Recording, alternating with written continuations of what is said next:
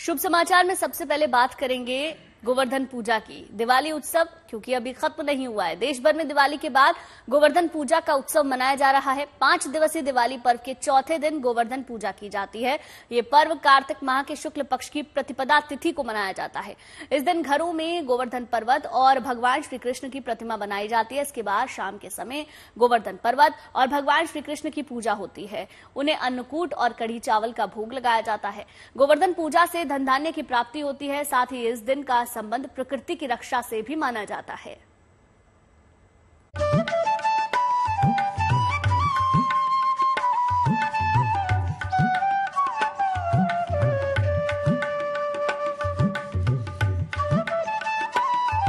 गोवर्धन श्री हरि के चरणों की पूजा का दिन है।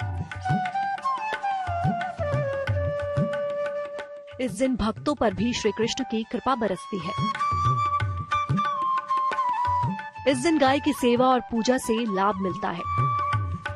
गोवर्धन पूजा धन धान्य से पूर्ण तो करती ही है, साथ ही साथ प्रकृति आपदाओं से भी रक्षा करती है। गोवर्धन पूजा की शुरुआत सबसे पहले खुद कान्हा जी ने की थी। इस पूजा का मकसद था लोगों को प्रकृति का महत्व बताना।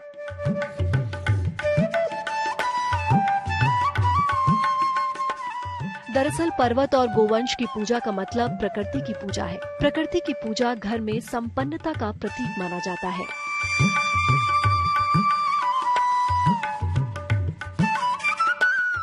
इस पूजा में गोवर्धन पर्वत, गोधन यानी गाय और भगवान श्री कृष्ण की पूजा का विशेष महत्व है। इसके साथ ही वरुण देव, इंद्रदेव और अग्नि देव देवताओं की पूजा का भी विधान है। इनडायरेक्टली अप्रत्यक्ष रूप से जब हम गोवर्धन की पूजा करते हैं तो पूजा दरअसल भगवान कृष्ण की ही करते हैं। हाँ, ये बात जरूर है कि वो पूजा इनडायरेक्ट होती है। दूसरा, गोवर्धन पूजा के दिन पहले आपको बताया कि अलग अलग तरह के पकवान बना करके भगवान कृष्ण को भोग लगाइएगा। पुराणों के मुताबिक द्वापर युग में सबसे पहले भगवान श्री कृष्ण के कहने पर ही गोवर्धन पर्वत की पूजा की गई थी। इसमें घर के आंगन में गाय के गोबर से गोवर्धन नाथ जी की आकृति बनाकर उनका पूजन किया जाता है। पूजा के बाद गोवर्धन जी की 7 परिक्रमाएं लगाई जाती है। परिक्रमा के वक्त हाथ में लोटे से जल गिराते हुए और जौ बोते हुए परिक्रमा पूरी की जाती है। गोवर्धन पूजा वाले दिन भगवान कृष्ण का एक बड़ा अचूक मंत्र है, ओम क्लीं कृष्णाय नमः। ओम क्लीं कृष्णाय नमः। इस मंत्र का अगर गोवर्धन पूजा वाले दिन आप जप करते हैं तो भगवान कृष्ण की कृपा आपको जरूर मिलेगी। गाय के गोबर को पुराणों में पवित्र माना गया है। कई ग्रंथों में गाय के गोबर का जिक्र है। ग्रंथों में लिखा गया है कि गाय के गोबर में ही लक्ष्मी का निवास होता है, यानी सुख और समृद्धि के लिए गोवर्धन पूजा करने की परंपरा है। घर के मुख्य द्वार पर गाय के गोबर से गोवर्धन की आकृति बनाइएगा। गोबर का गोवर्धन पर्वत बनाएं। पास में ग्वाल बाल पेड़ पौधों की आकृति बनाएं और इसके बीचों बीच में भगवान कृष्ण की मूर्ति रख दें। इसके बाद भगवान कृष्ण, ग्वाल बाल और गोवर्धन पर्वत का षोडशोपचार 16 वस्तुओं से या पंचोपचार पूजन करिएगा। गोवर्धन पूजा कुछ जगहों पर सुबह की जाती है तो कुछ हिस्सों में इस पूजा के लिए प्रदोष काल को शुभ माना जाता है और इस साल गोवर्धन पूजा के दिन शुभ योग बन रहे हैं। गोवर्धन पूजा पर शोभन योग बन रहा है। सुबह से लेकर दोपहर 1:57 तक शोभन योग है। वहीं गोवर्धन पूजा के लिए शुभ मुहूर्त सुबह 6:43 से लेकर सुबह 8:52 तक है। गोवर्धन महज आस्था और विश्वास का पर्व नहीं बल्कि ये प्रकृति से प्रेम का पर्व है। इस दिन प्रकृति के आधार के रूप में गोवर्धन पर्वत और समाज के आधार के रूप में गाय की पूजा की जाती है। ये पूजा ब्रज से शुरू हुई और धीरे धीरे पूरे देश में की जाने लगी। Bureau report, good news today. तो गोवर्धन पूजा का आज मौका है, प्रकृति की पूजा इसे माना जाता है। इसके पीछे की पूरी कहानी भी है, क्योंकि हमारी संवाददाता अनामिका गोवर्धन में मौजूद है। कहानी को भी समझेंगे, वहां की तस्वीरें भी देखेंगे। दो खास मेहमान और हमारे साथ जुड़ गए हैं। आचार्य राज मिश्रा जी हमारे साथ जुड़ गए हैं, सुमित्रा अग्रवाल जी हमारे साथ जुड़ गई हैं। आप दोनों का बहुत बहुत स्वागत। अनामिका, पहले मैं आप ही के पास आना चाहूंगी, क्योंकि मैं तो मथुरा की हूं तो मुझे पता है वहां की रौनक कैसी है, लेकिन आप वहां मौजूद हैं। पहले ये बताएं कैसा लग रहा है वहां पर, और वहां की रौनक हमारे दर्शकों को भी बताएं। बिल्कुल गुंजन, रौनक बरकरार है। और पहले मैं आपको दर्शन करा दूं, क्योंकि आज गोवर्धन पूजा का दिन है और हम ठीक मंदिर के सामने खड़े हैं। गुड न्यूज टुडे के दर्शकों को हम दर्शन करा देते हैं पहले गिरिराज जी के। और आप भीड़ देख लीजिए। हालांकि गोवर्धन पूजा बोला जा रहा है कि आज दोपहर 2 बजे से शुरू होगी, लेकिन जो भक्तों का जमावड़ा है वो सुबह से ही शुरू हो गया है। गोवर्धन पूजा में खास होता है परिक्रमा का महत्व होता है, क्योंकि गोवर्धन पर्वत पे 21 किलोमीटर की जो है वो परिक्रमा की जाती है। अगर हम थोड़ी सी दूर जाके आपको वो दृश्य दिखा सके जहां पे परिक्रमा की जाती है, 7 कोशीय परिक्रमा होती है और मंदिर के ठीक सामने से शुरू होती है और पूरा घूम के एक चक्कर 21 किलोमीटर का जो भक्त हैं वो इस परिक्रमा को करते हैं। हम जाने की कोशिश भी वहां पे करेंगे। भीड़ बहुत है, क्योंकि गोवर्धन पूजा में सबकी कोशिश होती है कि वो गोवर्धन पर्वत आके दर्शन कर सके, परिक्रमा कर सके। और परिक्रमा का महत्व ये है कि अगर आप इस परिक्रमा को करते हैं तो माना जाता है श्री कृष्ण का आपको सीधा सीधा आशीर्वाद मिलता है। और बाके बिहारी को प्रसन्न करने के लिए ये परिक्रमा की जाती है। कुछ लोग लेट के ये परिक्रमा करते हैं, कुछ लोग चल के इस परिक्रमा को करते हैं। और अलग अलग लोग अपनी अपनी श्रद्धा से यहाँ पे आते हैं, अपनी आस्था से आते हैं।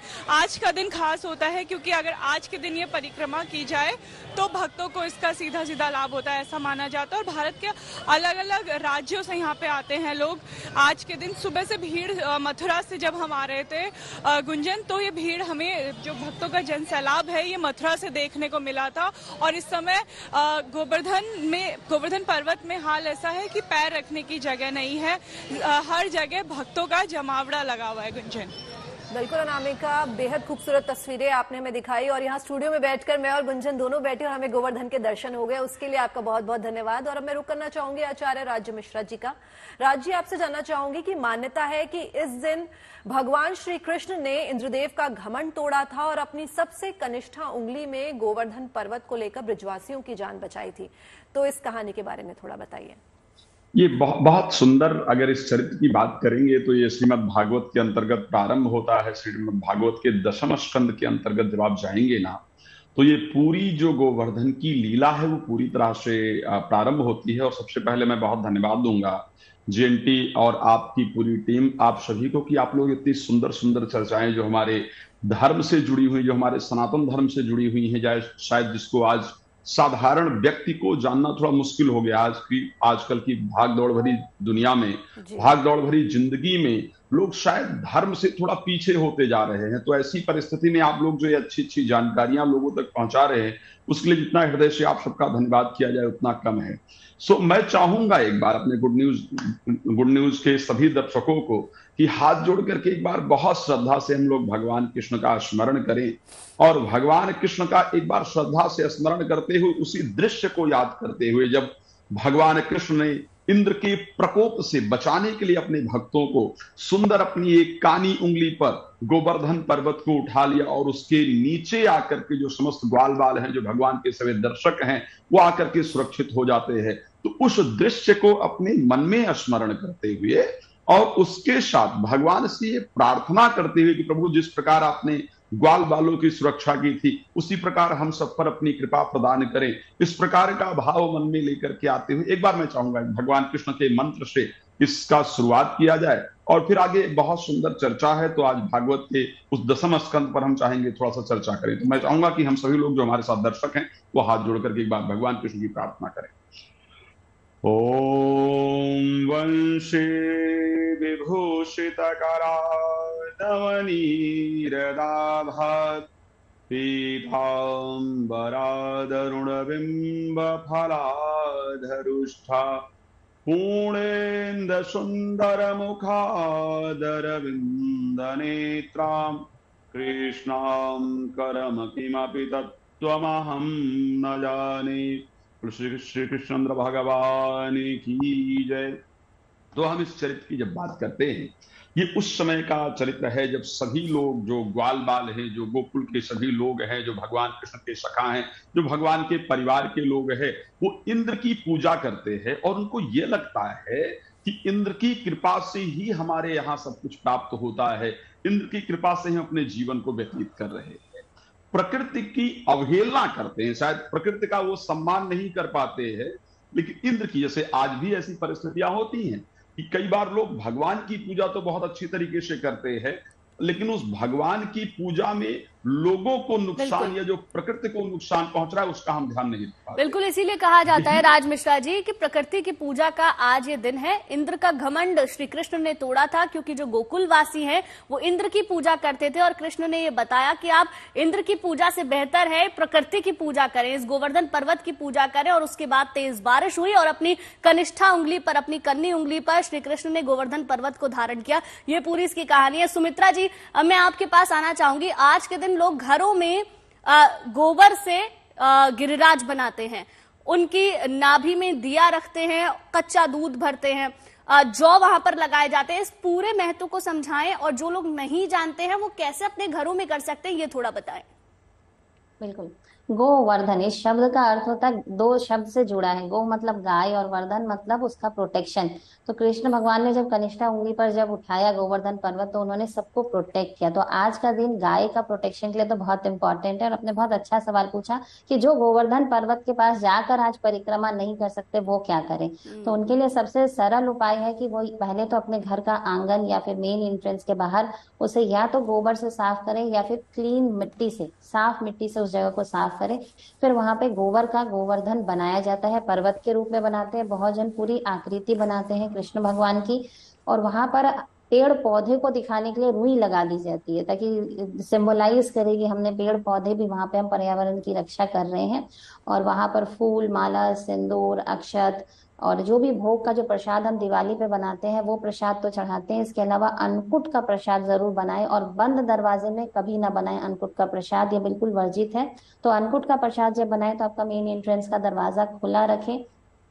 भगवान को गोवर्धन के स्वरूप से ही ध्यान में रखें और भगवान को शुद्ध मिट्टी से, अगर आपके पास गोबर नहीं है तो शुद्ध मिट्टी से कम आप अपने घर के बाहर उस मूर्ति को बनाएं या फिर सिर्फ उसको एक पहाड़ की तरह बनाएं और उसकी पूजा करें। 2-3 चीज का ध्यान रखें। आज के दिन जिनको भी लक्ष्मी की तंगी है तो वो गाय की पूजा जरूर करें, कृष्ण भगवान की पूजा करें। शाम को तुलसी में एक दिया जलाएं। नॉर्थ ईस्ट में जब आप गाय की ये गोवर्धन पर्वत जो आपने बनाया उसकी जब परिक्रमा कर रहे हैं उस समय कोई भी गंदा कपड़ा ना पहने, साफ स्वच्छ कपड़ा पहने। उसके बाद अपने नॉर्थ ईस्ट में एक दिया जलाएं। शाम को पीपल में एक दीपक जलाएं और अन्नकूट का प्रसाद जरूर आज के दिन चढ़ाना ना भूलें। पूजा करते समय पूर्व दिशा में मुंह रखें या फिर नॉर्थ, ये जरूरी है। जी सुमित्रा जी, बहुत ही सरल शब्दों में आपने बताया कि आज के दिन जो लोग गोवर्धन की परिक्रमा नहीं कर सकते उन्हें घर पर रह के गोवर्धन की जो है पूजा कैसे करनी चाहिए। और मैं रुक करना चाहूंगी हमारी संवाददाता अनामिका, काफी लोग जो है पहुंच रहे हैं, बहुत लोग जो हैं अब तक पहुंच चुके होंगे। तो सुरक्षा की अगर हम बात करें तो सुरक्षा के किस तरह के इंतजाम जो है वहां पे किए गए हैं?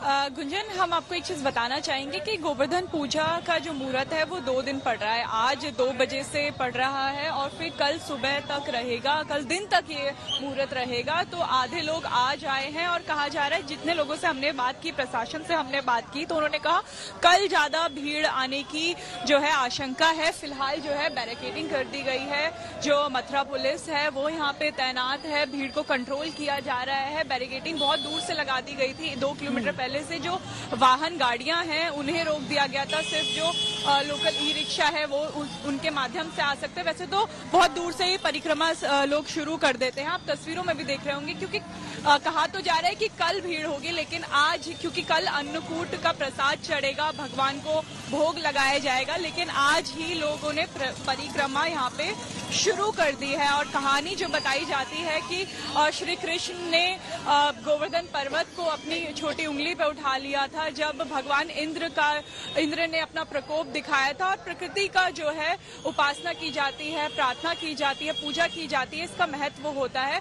दूसरी चीज अगर मैं आपको इस परिक्रमा के बारे में बताऊं तो कहा जाता है कि सबसे कठिन परिक्रमा होती है। आप देख सकते हैं कि बुजुर्ग लोग इसे कर रहे हैं, लेट लेट के ये परिक्रमा किया जाता है। और इस परिक्रमा के बीच में जो है अनौर पड़ता है, गोविंद कुंड पड़ता है, पुछारी पड़ता है, जातिपुरा पड़ता है, राधा कुंड पड़ता है, कुसुम सरोवर पड़ता है, मानसी गंगा पड़ता है, दान घाटी पड़ता है। उसके बाद फिर जो है गिरिराज जी के दर्शन किए जाते हैं। और 21 किलोमीटर तक ये कठिन परिक्रमा की जाती है भगवान श्री कृष्ण का आशीर्वाद पाने के लिए। और आज के दिन खास हर कोई यहाँ पे आना चाहता है। गोवर्धन पूजा का पर्व आज पूरे देश भर में मनाया जा रहा है और खास तौर पर जो रौनक है इसकी देखने को मिल रही है मथुरा और गोवर्धन में, क्योंकि माना जाता है कृष्ण की कृपा पानी है तो गोवर्धन पूजा अगर आपने कर ली तो कृष्ण कृपा आप पर जरूर होगी। और प्रकृति की पूजा का इस पर्व को कहा जाता है। लेकिन पूजा कैसे करनी है, क्या वहां पर कुछ खास रहता है, इस पर लगातार हम चर्चा कर रहे हैं। दो खास मेहमान हमारे साथ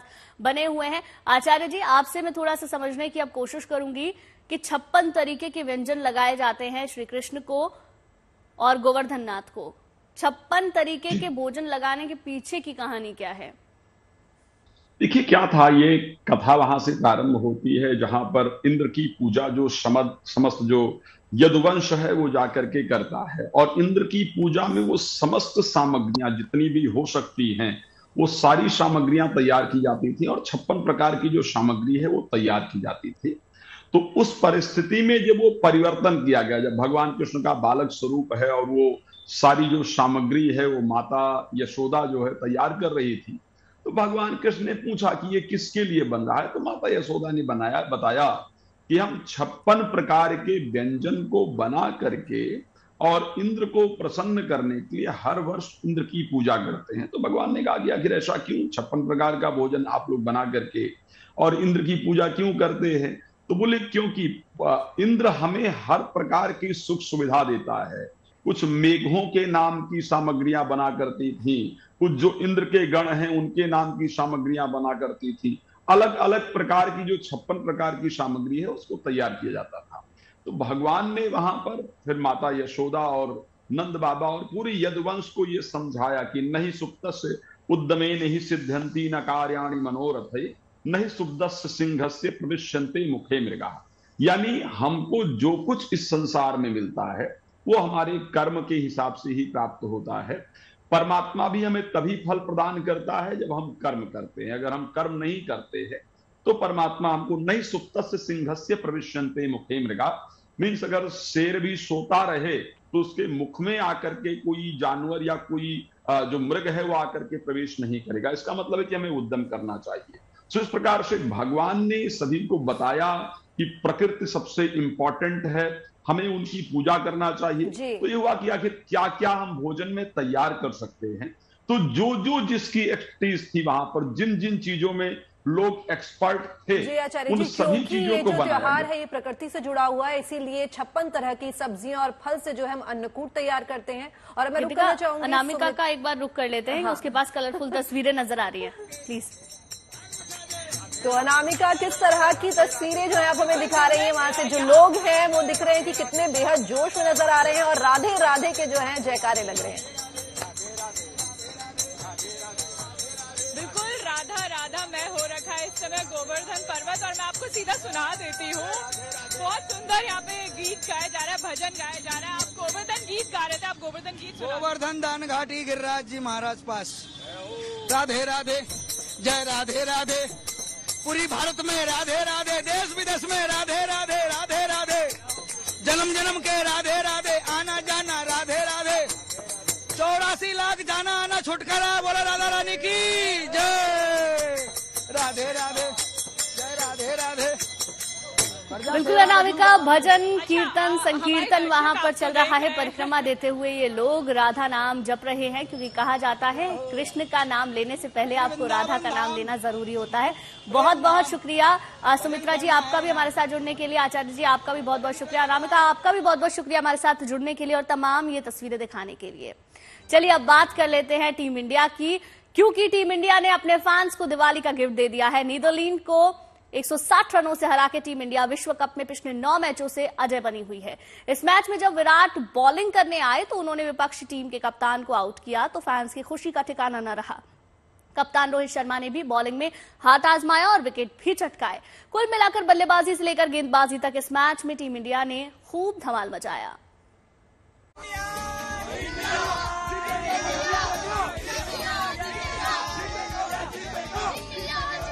टीम इंडिया के फैंस के ये चेहरे दिवाली के मौके पर जीत के तोहफे की खुशी से खिले हैं। रोहित शर्मा के रणबांकुरों ने विश्व कप के ग्रुप स्टेज में लगातार 9वीं जीत दर्ज करके अपने विजय रथ को जारी रखा है। टीम इंडिया ट्रॉफी से महज 2 कदम दूर है और अब तक जिस खेल का मुजाहिरा पूरी टीम ने पेश किया है उससे ये कहना कतई गलत नहीं होगा कि भारत के लिए ये दिवाली विश्व कप वाली होगी। नीदरलैंड के खिलाफ भारत ने 160 रनों की आसान जीत दर्ज की। दिवाली के मौके पर भारतीय बल्लेबाजों ने मैदान पर रनों की आतिशबाजी की। कप्तान रोहित शर्मा और शुभमन गिल ने टीम को तेज शुरुआत दी और दोनों ने अर्धशतकीय पारी खेली। शुभमन के आउट होने के बाद जब मैदान पर किंग कोहली आए तो फैंस ने यही उम्मीद लगाई थी कि इस बार विराट वनडे में 50वां शतक लगाकर उन्हें दिवाली का स्पेशल गिफ्ट देंगे, लेकिन विराट अपनी हाफ सेंचुरी बनाकर आउट हो गए। वो तो मालूम ही था मैच जीतेंगे आज नीदरलैंड्स के साथ। अब सेमीफाइनल जीतना वो बहुत खुशी की बात होगी। वो तो देखना ही था, लेकिन कोहली का सेंचुरी हो जाता तो सब दिवाली का गिफ्ट मिल जाता। It was very interesting. Yes, we got to show Sky bowl. We got to see Rohit bowl as well. We got to see Gill bowl as well and Kohli as well. So it was a very interesting match. Virat के बल्ले से शतक की ख्वाहिश तो इस बार पूरी नहीं हो पाई, लेकिन लोकल बॉय केएल राहुल और श्रेयस अय्यर ने शतक जमाकर फैंस को निराश नहीं किया। वर्ल्ड कप के इतिहास में पहली बार हुआ है जब 5 बल्लेबाजों ने 50 या उससे ज्यादा रन बनाए हों। भारतीय टीम की धुआंधार बल्लेबाजी के चलते टीम इंडिया ने बोर्ड पर 410 रन टांग दिए। नीदरलैंड के खिलाफ भारत की जीत पक्की हो चुकी थी। भारत ने जो रनों का पहाड़ लगाया था उससे पार पाना नीदरलैंड के लिए लगभग नामुमकिन था। कप्तान रोहित शर्मा ने इस मौके का पूरा फायदा उठाया और जब नीदरलैंड के 3 विकेट गिर गए तो उन्होंने गेंद विराट कोहली को थमा दी। विराट ने नीदरलैंड के कप्तान का विकेट लेकर अपने फैंस को आखिरकार दिवाली गिफ्ट दे ही दिया।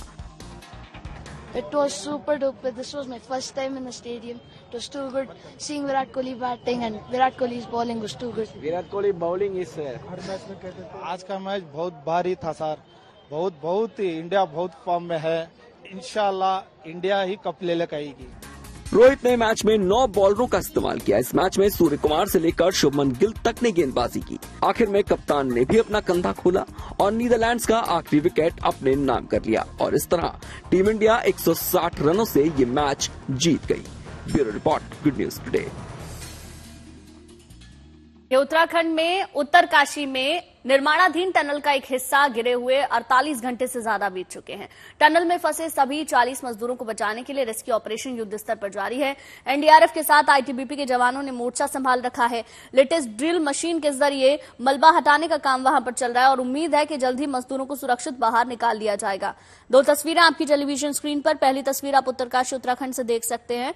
रेस्क्यू ऑपरेशन वहां पर लगातार जारी है। गुड न्यूज ये निकलकर सामने आई कि जो लोग वहां फंसे हुए हैं वो सुरक्षित हैं, इसकी जानकारी मिल चुकी है।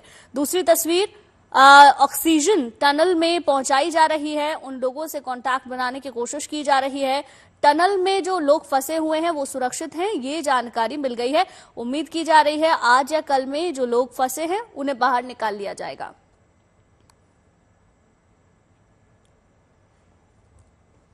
कल तक तो हम बिल्कुल मायूस हो गए थे क्योंकि कोई संपर्क ही नहीं हो पा रहा था। सारे लोग घबराए हुए थे, लेकिन जब जो है रात ठीक 11 बजे उन लोगों से जो है संपर्क हो पाया है तो वो लोग बराबर जब हम यहाँ से आवाज दे रहे हैं तो वो बिल्कुल हमने यहाँ से लिख के भी भेजा था कि आप कितने लोग हैं और सुरक्षित हैं कि कौन सी स्थिति में हैं। तो उन्होंने उसको रिटर्न किया। अभी आवाज जब हमने दी, हमने कहा हमने यहाँ से कुछ भेजा था लिख के, क्या आप तक पहुंचा? उन्होंने कहा बिल्कुल, आपने कागज भेजा था वो हमने हमारे नेगी सर जी ने पढ़ा है और हम लोगों को धैर्य बना रहे हैं कि थोड़े 2-3 घंटे में ये खुलने वाला है, आप लोग धैर्य बना के रखें। और खाने के जो आप भेज रहे थे वो हम तक पहुंच रहा है और हम लोग उसे भी खा लिया है। पर बरसात ये है कि हवा का विशेष ध्यान रखा जाए। अगर आप लोग हमें यहाँ पर सुरक्षित चाहते हैं तो हवा, सबसे पहले हवा भेजी जाए।